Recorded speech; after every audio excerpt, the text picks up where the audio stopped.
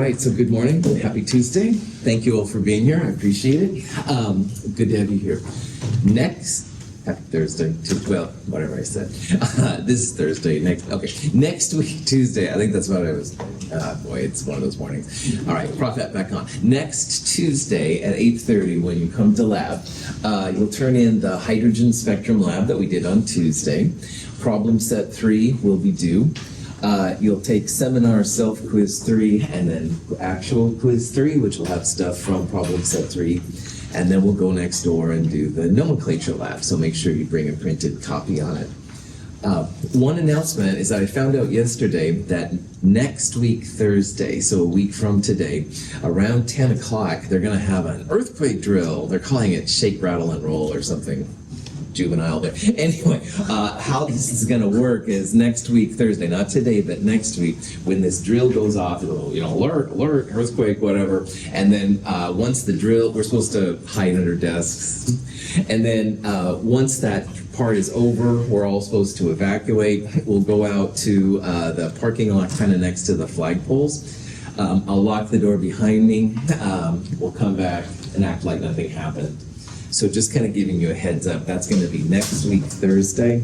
It's around 10 o'clock, something like that. Tomorrow at 9 o'clock is the deadline for picking a class presentation element, and a lot of you in here already have done that, but if you haven't, try to do it by 9 o'clock. It is worth some points. You can email me and say, hey, pick one for me. I'm happy to do that. You can also pick one from the ones that are available. That's cool too. Questions on it? So last Thursday, we ended up with the Bohr equation, and in the Bohr equation, which goes really well with the hydrogen lab we did on Tuesday, Bohr took a bunch of knowledge based on sharp line spectrum, and you all saw the sharp line spectrum for hydrogen. When you look through the little periscope thing there was like a bright red line that was very narrow, hopefully a blue-green line, and then maybe a purple line or two. Those are the fingerprints, the sharp line spectra for hydrogen, and all elements have one of them, something like that. They're different orientations. Nobody knew what was going on, and the Bohr model worked really well for hydrogen, which is what we saw, as well as the helium +1 ion. But it didn't work very well for all the other atoms. So for example, carbon is kind of the backbone of DNA. Doesn't work for carbon, doesn't work for oxygen, uranium. So now we're going to see how quantum mechanics went on from there. This was like the first step because nobody knew where it was coming from. So the next person in this little journey we're going to talk about, his name is de Broglie. And de Broglie is just an incredible person.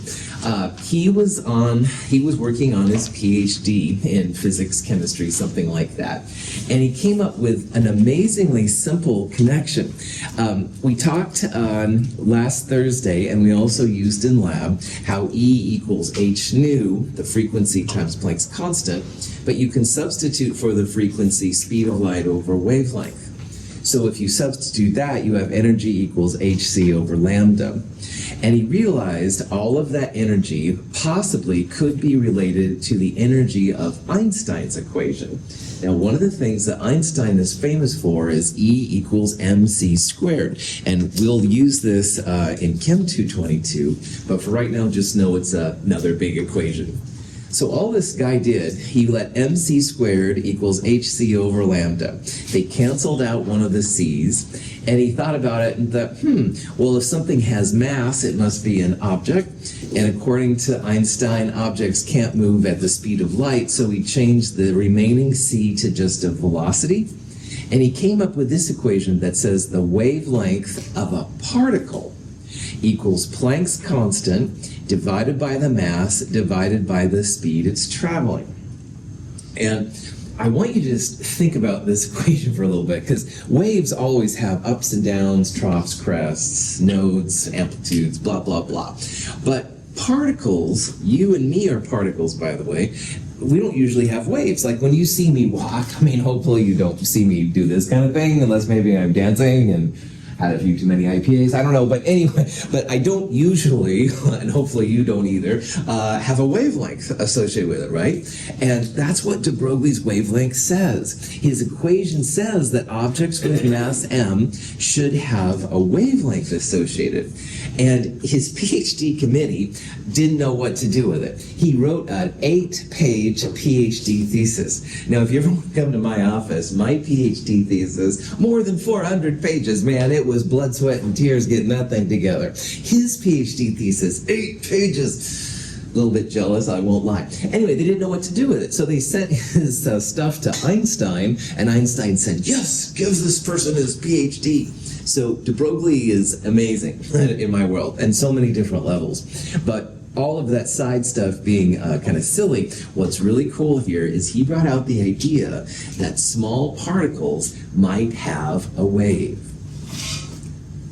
He's really famous. There's stamps named after, given after him and all kinds of stuff. This is an example of how you can use the de Broglie wave equation. An electron has this mass in kilograms. And let's say that an electron is traveling at 3/4, 75% the speed of light. We can use that information to calculate the wavelength of that electron. So when you do the math, lambda equals h, Planck's constant, which we've used before. You need to use the mass in kilograms in this particular equation. Most of the time in chemistry we use grams, but this is one time for the units you have to use kilograms. And then the speed of light, this number, times 0.75 would be the speed of the electron. And you get this number right here, 3.23 times 10 to the minus 12 meters. And this is actually in the realm of a wavelength which can be measured by people now, all right? It's within our technology. And so you can actually measure electrons having waves. Now, an electron has mass, all right? Like I could say, hey, Tess, catch the electron, and she could catch it and throw it back to me. Not really, it's so small, that's a silly example, but it does have mass. But it also can behave like a wave. So this was blowing everybody's minds. It took a while for people to figure out what was going on here. But the important thing, electrons can behave as waves as well as particles. Electrons have wave properties. If we shoot a beam of electrons through thin metal foil, the atoms of the foil cause the waves to interfere with each other. The interference, or diffraction pattern, can be recorded on photographic film as a series of concentric circles. This is a source of electrons, an electron gun they call it. And if the electrons were particles and you fired them at a piece of metal or something, if they were like bullets, they would go like probably straight through, all right? A lot of action. But instead of seeing on this piece of film, basically, instead of seeing on the film just a big smudge right there where the electron bullets were going through, you actually see these concentric waves going out. And this is what happens in a clear lake if you drop a rock in the water and the waves kind of go out from there. So electrons here are actually showing an actual wave-like behavior. When you throw them through metal foil, they don't act like particles, they actually behave like waves. And you can measure the wavelength. This is actually something that can be observed. Here's an example of a baseball.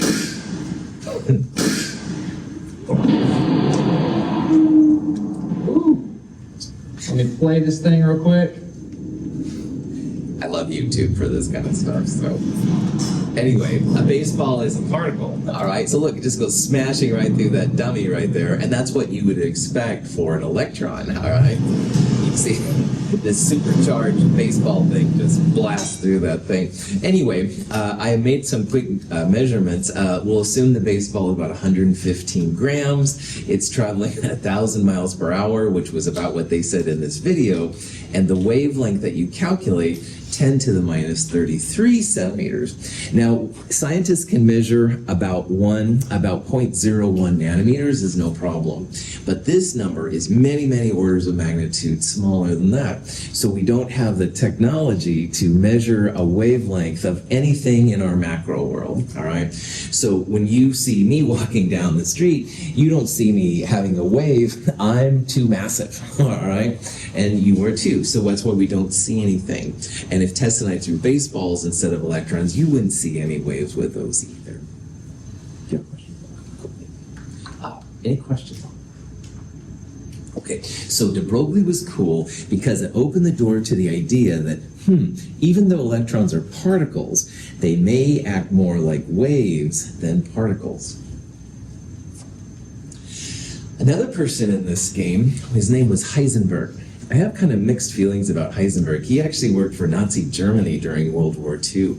But one of the cool things that everybody agrees on is that Heisenberg figured out that due to something called the uncertainty principle, you cannot determine the position and the energy of an electron at the same time.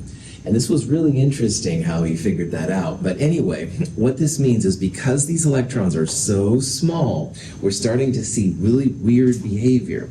Now, if you look at me, all right, you know that I'm usually kind of in this square right here. You can probably sense how my energy is. I mean, not like Monday energy, but not end of the Friday energy either. So somewhere in between, all right? So you know both my energy and my position at the same time. But if I was an electron, you'd have to make a choice, all right? Do you want to know where I am exactly, but don't know if I'm sleeping or like bouncing off the walls?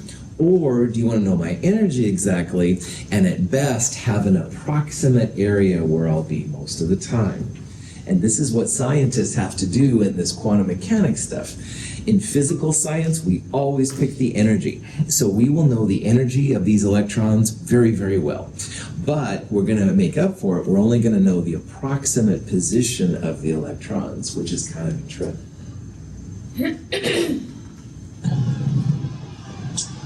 It's a dead heat. They're checking the electron microscope, and the winner is number 3 in our quantum finish. No fair! You change the outcome by measuring it. So in theory, say you change the position. This is Futurama, by the way, because these things are so small, you have to make the decision energy. All right. Anyway, so Heisenberg, big thing. Do you want to know the energy or do you want to know the position? You have to make a choice. We don't have to make a choice with each other. All right. I know where all of you are sitting. You know where I am standing. We each know each other's energy. But when it comes to electrons, make a choice. Okay, so that leads up to the main person of this area, and his name is Schrödinger. And he's a really fascinating person as an individual, but we're going to focus on how he has affected chemistry and physical science. And Schrödinger used what he called wave functions. Now, if you've taken Math 254, or you will take it, everything that Schrödinger does is basically Math 254 kind of calculus, all right? And it's doable, and I used to do some of it. I haven't done it for a while, so please don't ask me too many questions about Math 254. But anyway, he figured out that these equations, which are basically what a wave function is, you can get the energy of electrons out and all the different stuff we're going to see here in a little bit. Psi is basic, which is a wave function, all right, describes the motion of the waves with location and time.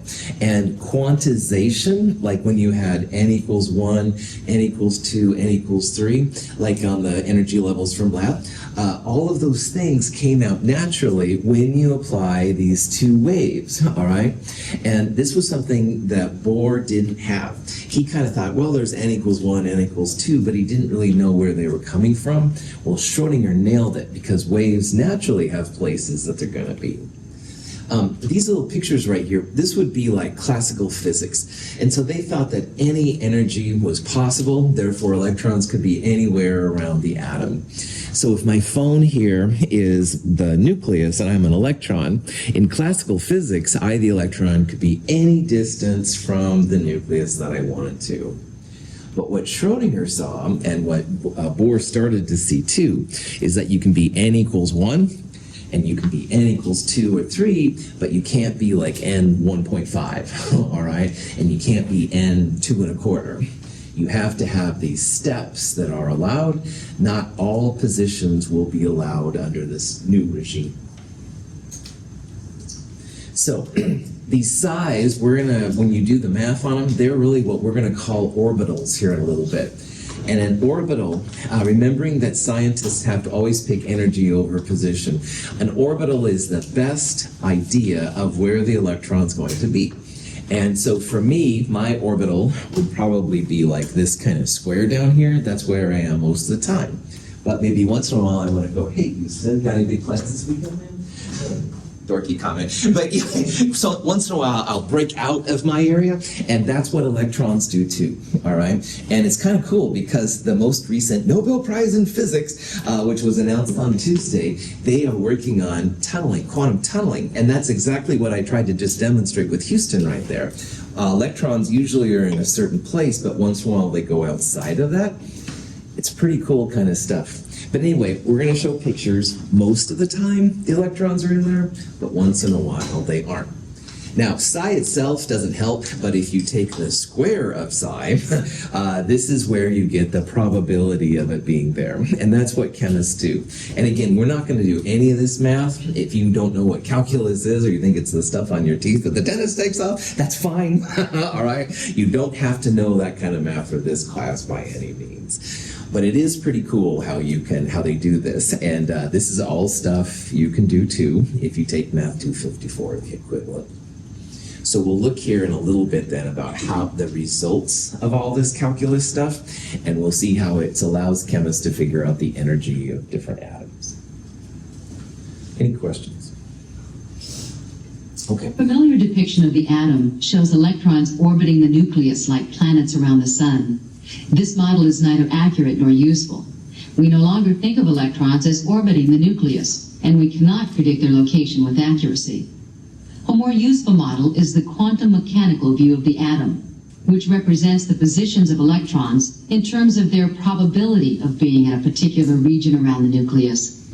If we could show all positions for an electron with a specific quantized energy, the resulting picture would look something like a cloud. A lot of times when you look at stuff from the 50s especially, you'll see the atom represented. There's a nucleus and the electrons are going around there, and maybe you have more than one electron cloud, and that's fantastic. But this really isn't very accurate, all right? This is basically the planets around the sun idea, and because the electrons are negative and the nucleus is positive, that negative-positive creates a charge which would break down the atom, so it's really not very helpful, all right? A better way is to have this kind of thing. We're going to show, for example, these big spheres here in a little bit, and the electron can be anywhere inside. This is a really old model of the atom. It's hard to draw, though, this kind of model, so that's why the atoms around the sun idea is still used sometimes in chemistry, but just in your own world, know that really it's like that one right there. Those electrons will be anywhere within the sphere we're going to see, at least 90% of the time. That's a better model of what the atom looks like, quote unquote. Okay, so using this Math 254 stuff, I almost said crap, sorry, my apologies, but anyway, Math 254, we're going to end up with what are called the quantum numbers. And it's pretty cool when you get to higher level classes how these fall out. But for us, if we understand these 4 quantum numbers, we can describe the energy of the atom really, really well. So the next couple slides now, we're going to talk about these quantum numbers and what they mean. So n is the first one, and n is like what they call it the shell number. And in the Bohr model of the atom, there was a 1 over n squared part. That turns out that is the shell. They call it the principal quantum number. This thing is always whole numbers, 1, 2, 3, 4. It's never 0, never negative, blah, blah, blah. Now, within this shell, there will be subshells, and they get the fancy symbol cursive L, or you can just write a regular L.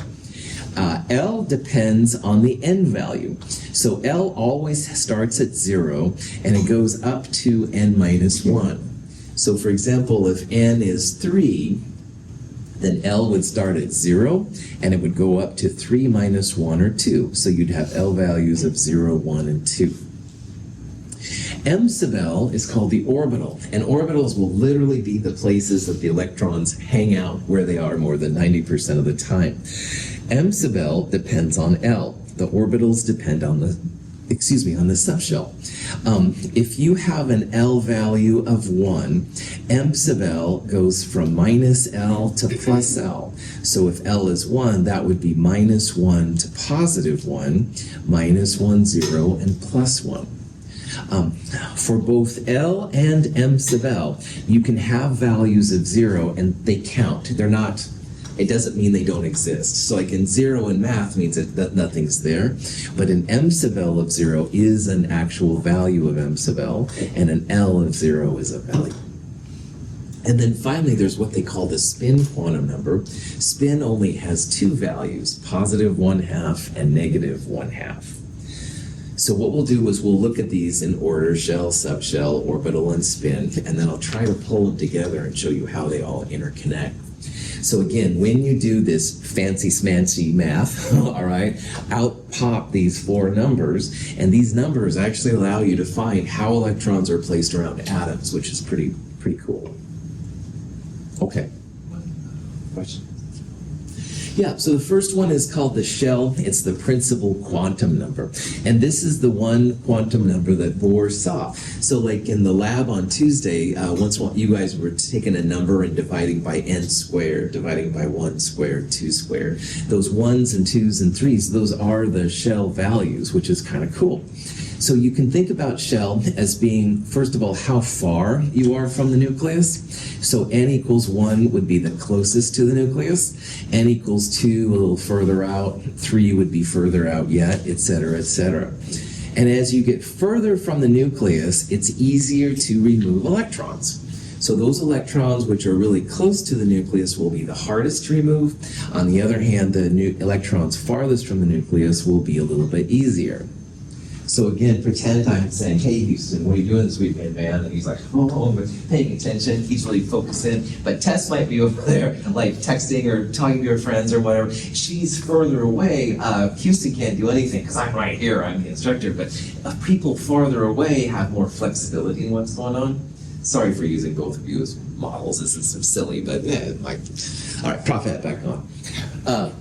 Okay, so yeah, so anyway, Houston would have been like n equals 1, Tess would have been at n equals 2 or 3, farther from it. So the farther electrons are from the nucleus, the easier they are to take on. The closer you are to the nucleus, the harder it is to remove them. The shell number is actually pretty much seen on the periodic table. Now, on the periodic table, if you remember, groups go top to bottom, and they're really important. But for this discussion, the periods go left to right. So hydrogen and helium are in period 1, and this 2 right here means period 2 is lithium through neon. 3 would be this group, etc., etc. Those numbers are the shell numbers, all right? There's a little bit of deviation. We'll talk about that later, but more than not, those period numbers equal the shell number. And that's one way that the periodic table is actually organized, as we'll see here in a little bit. Any questions on any of this? Is this the same N number from the lab the other day? Yes, that's right. So go ahead. what hydrogen, it's in 1, we're measuring out to 4, right? Cool. The N value up here is the ground state, the lowest state they can be. That's a really cool question. And all the electrons, whether it's hydrogen or uranium, have higher N values. So hydrogen only had 1 electron, so you can definitely have an N equals 1 to N equals 2 transition, or 1 to 3.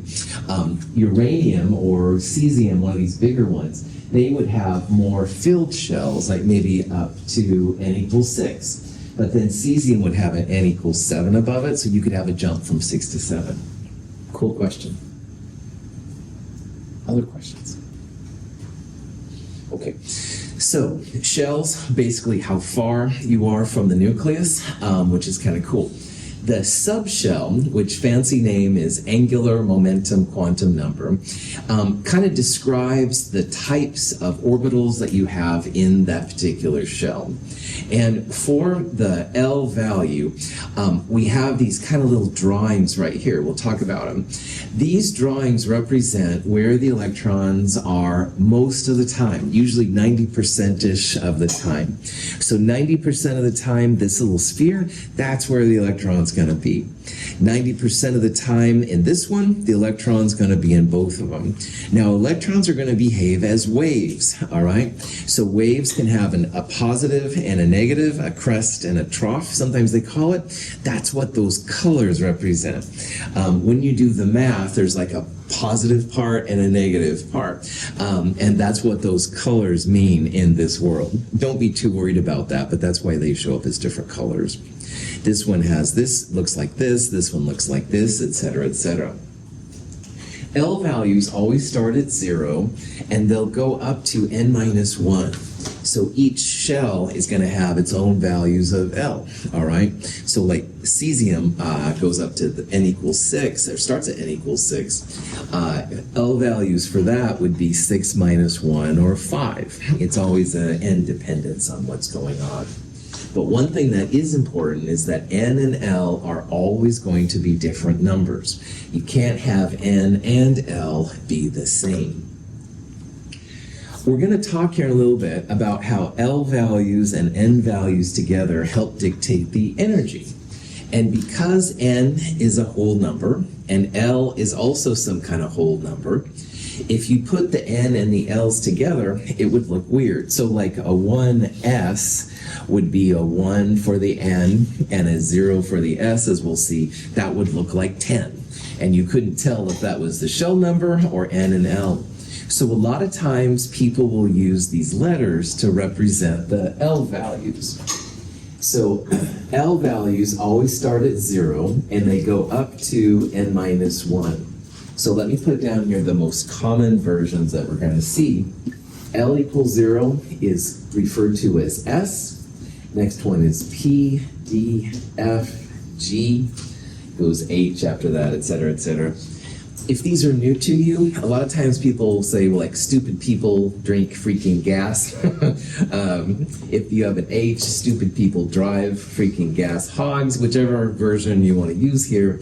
But the important thing is that then if you saw a P in one of the things we're going to be coming up, P means L equals 1. And an F would mean L equals 3, stuff like that. The S ones are basically spherical. That's where it's from German terms and stuff for these different things. The P right there, I call them figure eights, but they're sometimes called dumbbells, which is fine.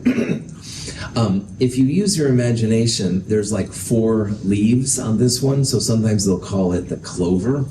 I don't know what I think about that. Notice how there's like 1 dumbbell and 2 dumbbells in this one.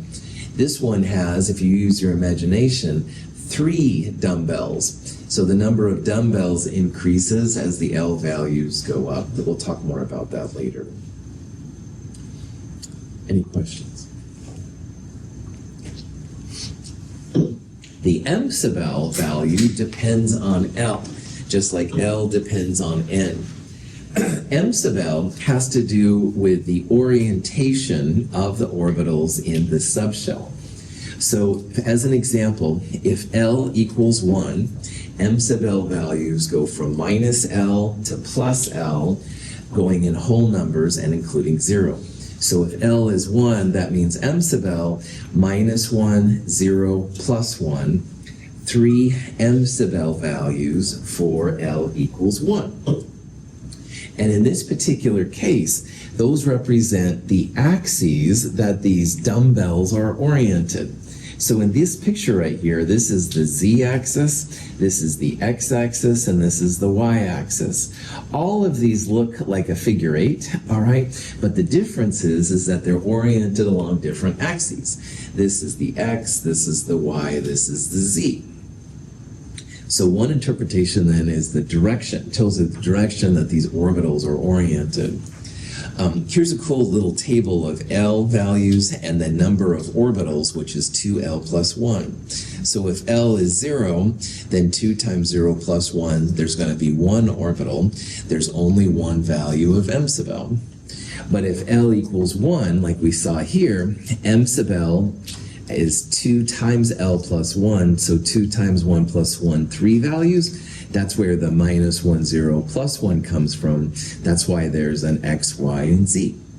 And you can see how then when L equals 5, or L equals 2, excuse me, m sub L is going to be 5, minus 2, minus 1, 0, plus 1, plus 2. Each one of those allowed numbers represents one of these orbitals. So there's going to be 5 orbitals in the D, 3 orbitals in the P, and 1 orbital in the S. Questions? Prof that off for just a second.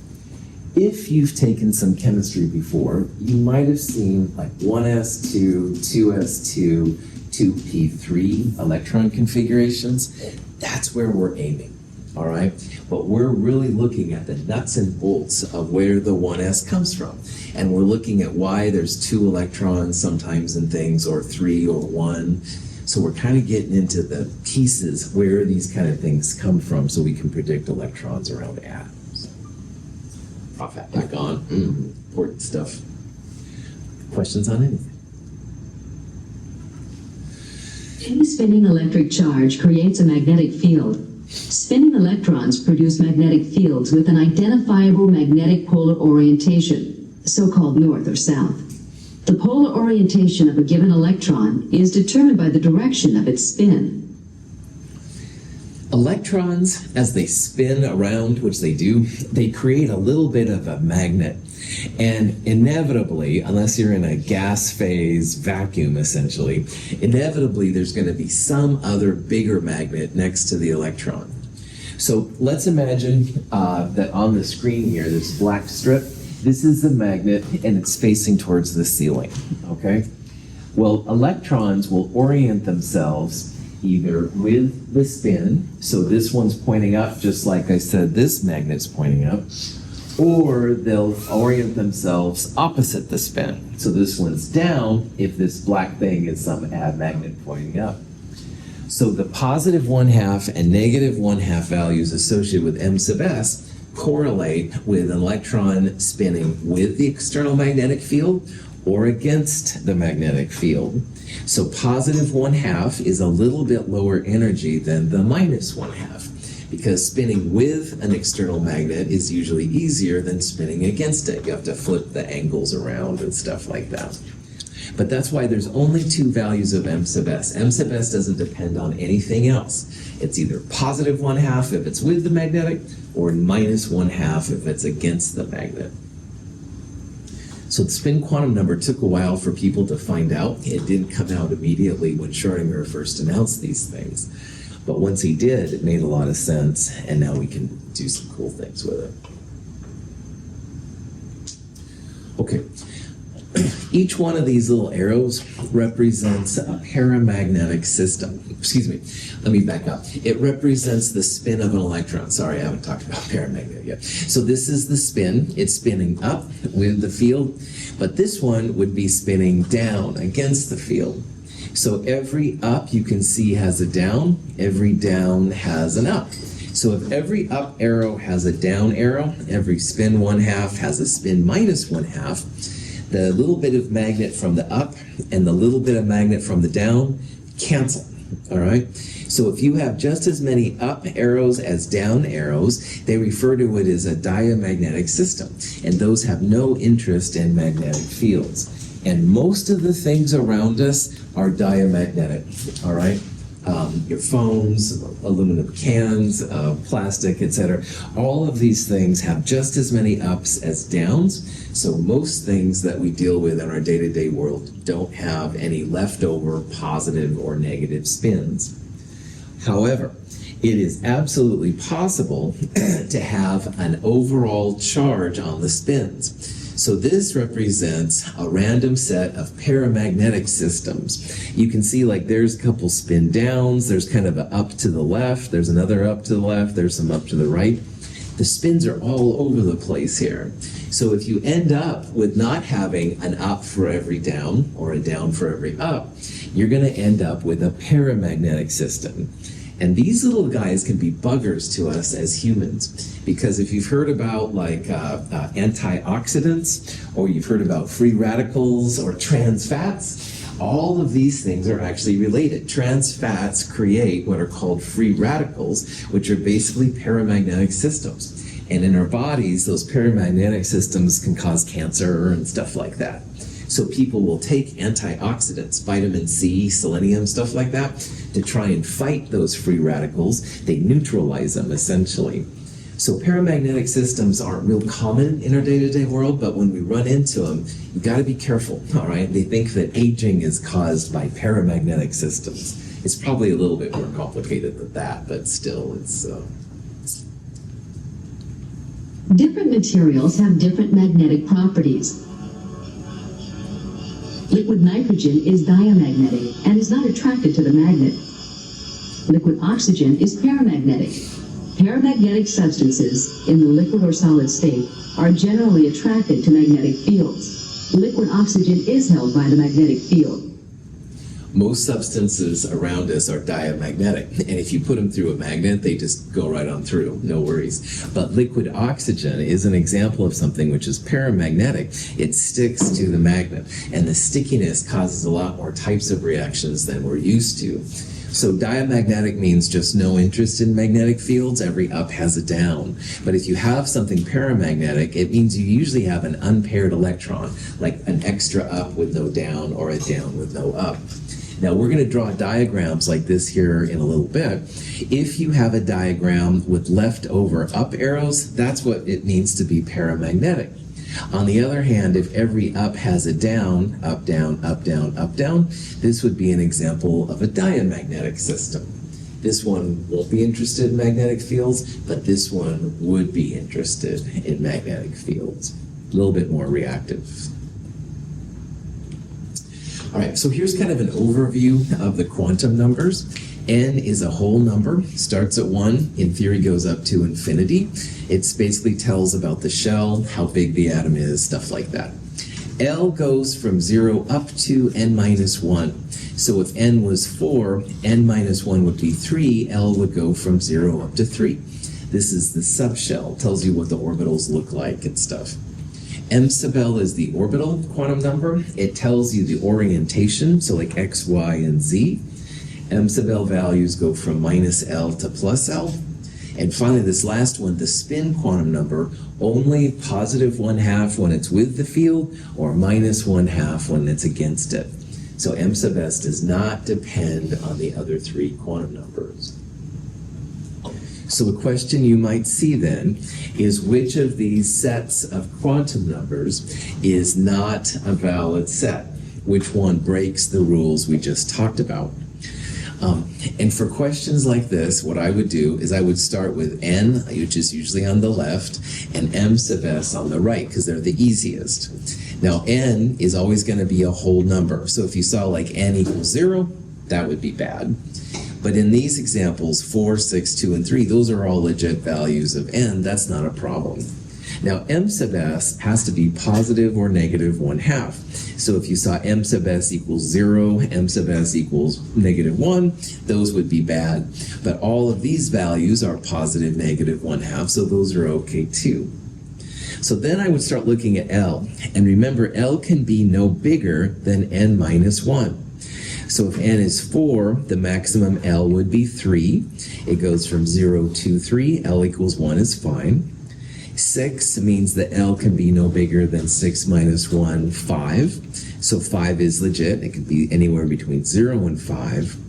But if n equals 2, what would be the biggest value of L possible? 1. Well done. That's right. N and L cannot be the same. So we definitely have a problem in C because of N and L. All right. On this last one, L is less than N. That's great. M sub L has to be between positive and negative L. So if L is 1, M sub L has to be between minus 1 and positive 1. It is, no problem. L equals 5 would be minus 5 to positive 5, which does include 0, so that's legit. This M sub L and that M sub L are fine too. Any questions on that?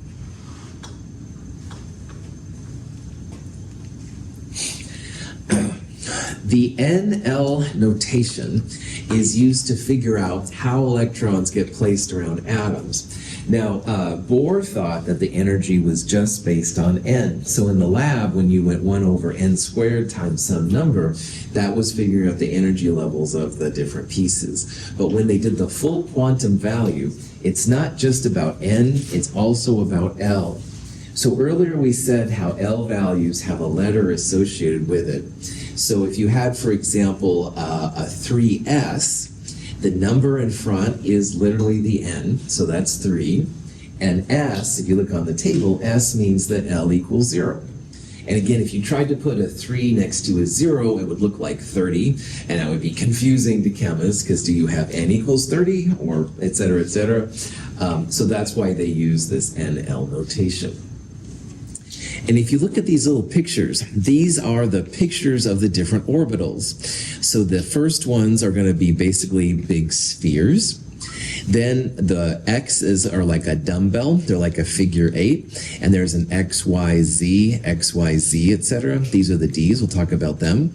But anyway, these NL notations will help us. The letter corresponds to what the orbital looks like.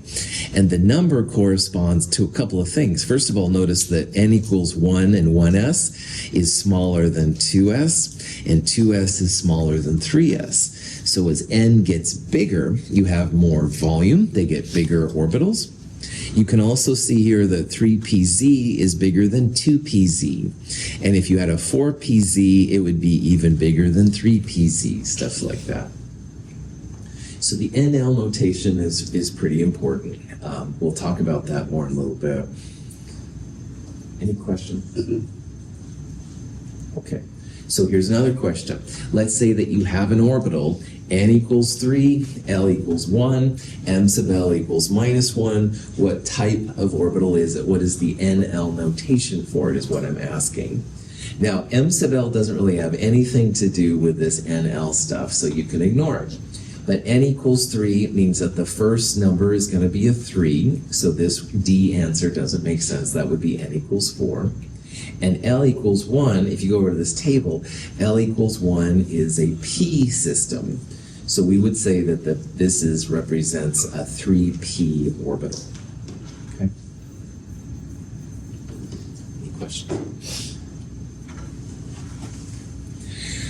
Now, when you start putting atoms together to make molecules, the electrons act as the glue that holds the atoms together, all right? And most of the time it's not a problem, but in each one of these orbitals we're going to talk about, there are places called nodes. Now, in a normal wave, all right, for example, if this is my wave, you have an up and a down before it repeats. There's always going to be places where the wave doesn't exist. This is a normal wave behavior, and those are called nodes, all right? Now, for a C wave, it kind of makes sense or something like that. In my chemistry world, there are 2 types of these nodes, and these are important because if you want to make a molecule with atoms, and you happen to land right on one of the nodes, no glue, not going to stick together, all right? So knowing about the nodes can be really, really important. In these diagrams right here, not the middle part, but the outermost ones, the outer white circle, those are the nodes, all right? These are called radial or spherical nodes. The old book called it spherical. They're calling it radial now. I like spherical better, but anyway, it doesn't matter.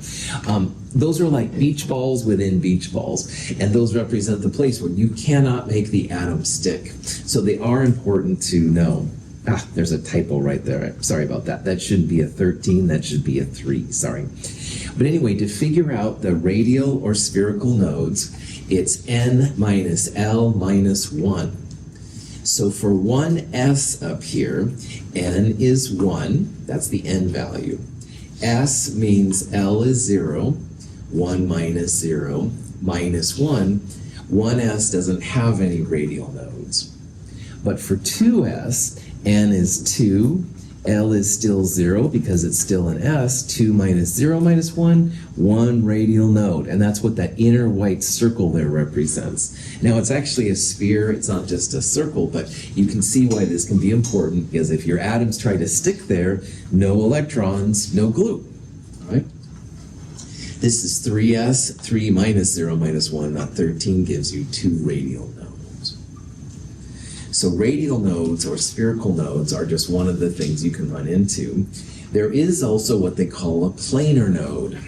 Now planar nodes are like sheets of glass that separate the different pieces together. Planar nodes equal L. So L of 0 is an S. S orbitals don't have any planar. But when L equals 1, when you get to the P's, they definitely have a plane of glass. It separates out the purple part from the red part in this picture. There's literally no electron density right there. So if you want to bind with these electrons, come in from this way, come in from that way, but I wouldn't try to come in from the top or the bottom. There's no glue there. D's are L equals 2, so they have like 2 planes of glass, and L of 3 is an F, you'd have 3 planes of glass. So planar nodes, sheets of glass, planar nodes equal L. Radial spherical nodes, the circular nodes, they are N minus L minus 1. That's one of the reasons why this NL notation is kind of important. Here's some more examples. This is the 1s orbital. 1s has n equals 1 and L equals 0. This would have 0 radial nodes, 0 spheres in the sphere, and because L equals 0, it doesn't have any planar nodes. Now, if you go up to the next s orbital, that's 2s. 2s is bigger. First of all, when you go from 1 to 2, notice how the orbital is bigger here than it is right there. So as n gets bigger, the orbitals get bigger. Also, when you get to 2s, you end up with 1 spherical node. This is a 2-dimensional drawing of what you see, and right here as well. Notice that there's no wave density right there. So that's a place where you couldn't make these atoms stick together. There's no electrons right there. You would have a much better chance of making them stick if you were in this part of the curve. And you can kind of see there's like a little circle right there. That's the radial node in there. The 3s, this is representing up here, although I find that kind of distracting to be honest. But anyway, the 3s now has 2 radial nodes. On this graph, you can see how the wave goes to 0 there and there. There's like a circle there and a smaller circle right there. So you have more nodes as the n values get bigger, but also the orbitals themselves get bigger. So 3 is a lot bigger than 2 and 1. 4 would be even bigger. 5 would be bigger yet. And again, remember that these spheres we're drawing represent where the electron's going to be more than 90% of the time. Once in a while, those electrons will be over here, all right? But most of the time, that's where the electrons are being. Chemists love knowing the energy, but we have to then make up for it by not knowing where the electrons are all the time. These are p orbitals. P's are like figure 8s or dumbbells. They always have kind of like 2 lobes. They will have a planar node in between them, all right? Now remember, electrons here are acting as waves. They're not acting as particles. So it's not like the little particle has to go in its car, to this side, because it couldn't go through the node. There's no electrons there. But as a wave, this is a very natural phenomenon, which is weird, because again, we think of electrons as particles. Tess and I were throwing electrons at each other earlier. Can't really do that, because it's more like a wave, all right? You can't really like throw a wave at someone. It's no fun. But anyway, that's what these things are behaving, and that's why they have nodes and all this kind of crazy stuff.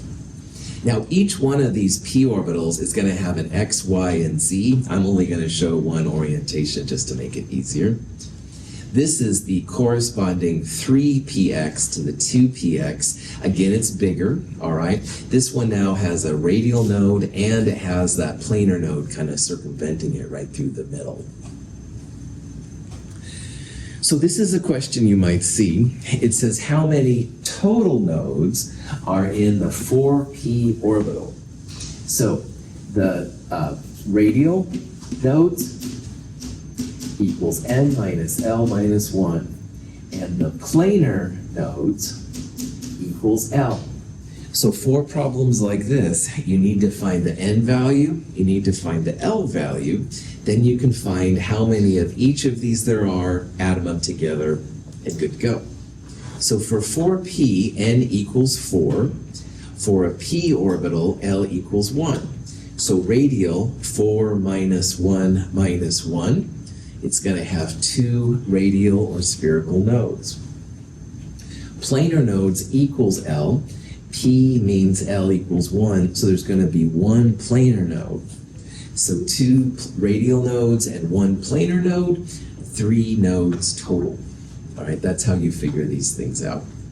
If you can determine what N and L are, these are just going to fall for you. You don't have to know where the nodes are or anything horrible like that. So, questions? All right. I'm just going to show you some pictures of these other orbitals. There were 3 p orbitals, x, y, and z. There are 5 d orbitals. And the d orbitals are kind of cool. Most of them look like they have 2 of these clover things, these figure 8s in them, dumbbells, I guess. So 2 of them, 2 of them, 2 of them, 2 of them. However, this one they call the donut orbital, and you can hopefully see why. There's like a weird donut in the middle of it and 1 node. Anyway, doesn't have to worry about it. They have this little z squared yz, which helps with the orientation. You don't need to worry about that either. But I do want to show you what they are. D orbitals are actually pretty common, and we'll see why here in a little bit. But again, most of them are like 2 p orbitals put together. All right.